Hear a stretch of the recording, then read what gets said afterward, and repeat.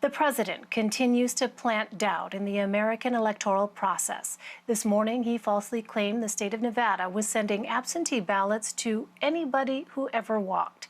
The Trump campaign and the Republican Party are suing Nevada to stop the state from sending ballots to every registered voter, even as the president says voting is fine by him in Florida, where he is now a resident.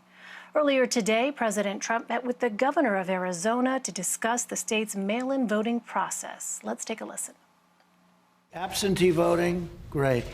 But this mail-in voting where they mail indiscriminately millions and millions of ballots to people, you're never going to know who won the election. You'll never know who the winner is. But the winner's going to be me. In Arizona, we're going to do it right. It will be free and fair. It will be difficult, if not impossible, to cheat.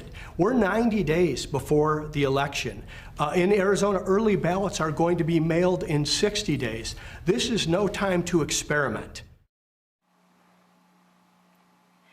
The president continues to contradict himself and the coronavirus task force members who work for his administration on the pandemic. He claimed this morning that COVID-19 would, quote, go away like things go away, and that children were almost immune from the virus. And while the White House has been adding what they call coronavirus task force briefings on a regular basis, those briefings have only included the president and only some limited information about COVID-19. Franco Ordonez joins me now. He is a White House correspondent for NPR. Hi there, Franco. These are eventful times on your beat, to say the least. First of all, after promising to bring back the coronavirus task force briefings, the White House has occasionally added them day of, but they do not feature any members of the task force. And I wonder, what is behind these briefings coming back? Yeah, I mean, it's a stark contrast from the way that it was before.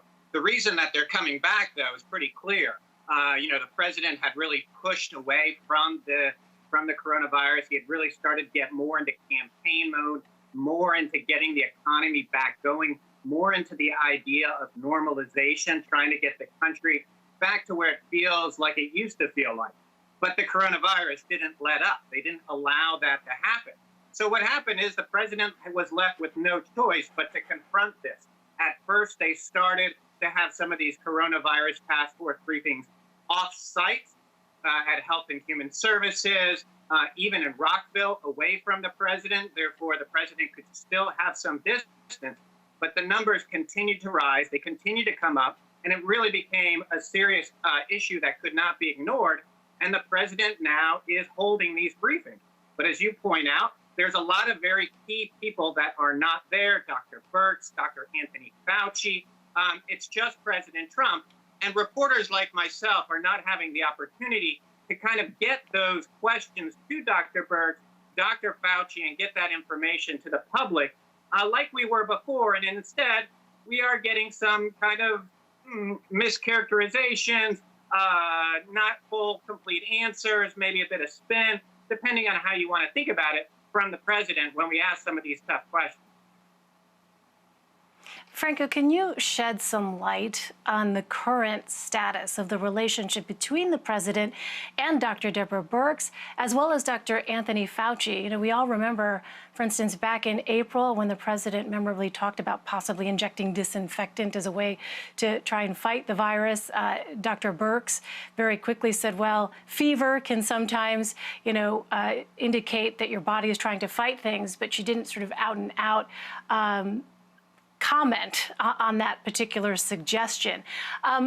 What is that relationship like now? Because we've seen recently, for instance, that tweet by President Trump, which would seem to indicate that Dr. Birx's relationship with him is perhaps a bit rocky at this moment. Yeah, that tweet from President Trump saying that Dr. Birx's response to an interview on Sunday in CNN being pathetic is what the president said, was kind of a stark contrast in regards to what we have heard in the past towards Dr. Birx.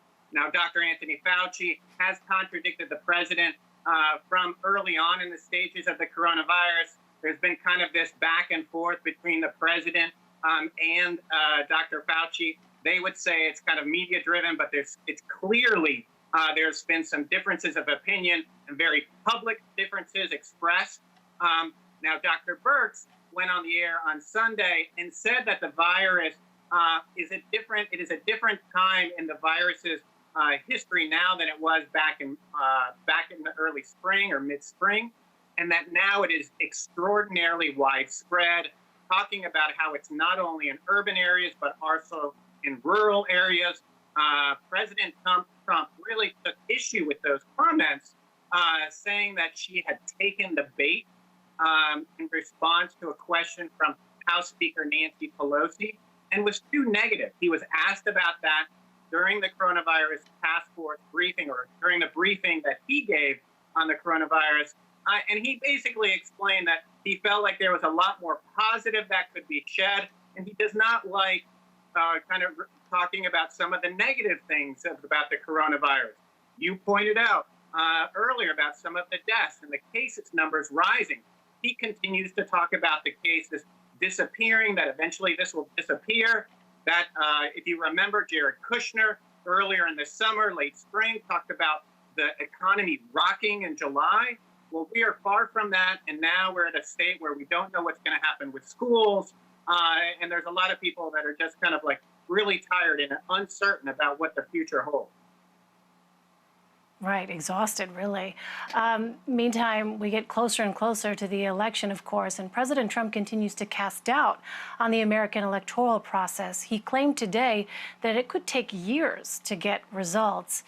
Is it clear, Franco, what's behind these claims? Yeah, I mean, there's a lot of, the president, there's no question that he does not like the idea of mail-in voting. He claims that universal mail-in voting and absentee voting are different kind of things when instead they're very similar. The president feels like it would benefit Democrats more than Republicans. He has said as much, but he claims that this would open up to fraud, and that's when he talked about possibly delaying the election. He quickly kind of backtracked on that and said what he's really worried about is a delay in the election. Now, that idea is not out of the ordinary. That is certainly a possibility. We have seen cases like that. New York is a prime example where elections is now, I think, about 6 weeks since some of the congressional election, and there are still questions about who is going to win those races.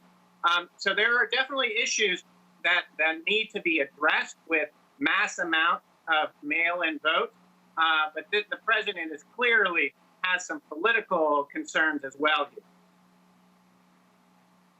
And yet, Franco, he also tried to distinguish Florida as an example of where mail-in voting works. It occurs to me that could be sort of a confusing message for some voters if they're hearing the president talk about overall mail-in voting not necessarily being a good thing, but in the state of Florida, it's okay.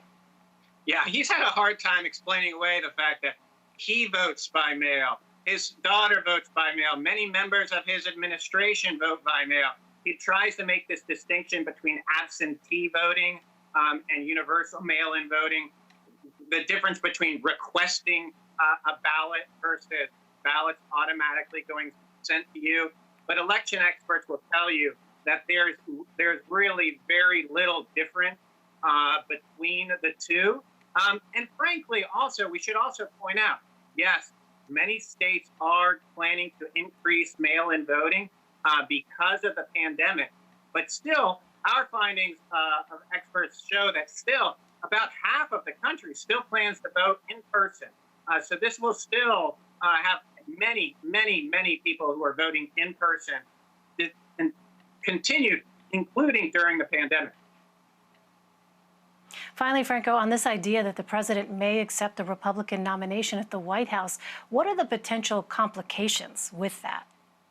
Well, I mean, I think one clear complication is whether this is an appropriate place for this type of announcement. It's obviously a campaign event.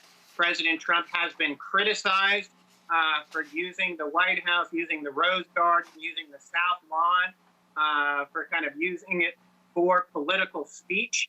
He's done that quite a few times, attacking Biden, his opponent on the Democratic side, as well as attacking Democrats in a political manner. Now, there is a difference when we talk about the Hatch Act between the president and other members of the administration. But there is quite tradition of using a clear distinction, using the White House for campaign type events. So I expect a lot of pushback on that. The president has still kind of left open the idea that he will not do that and he will do it somewhere else. But speaking this morning on Fox News, on Fox and Friends, he made very clear that that was his preference. All right, NPR's Franco Ordonez. Franco, always good to see you. Thank you very much. Thanks for having me.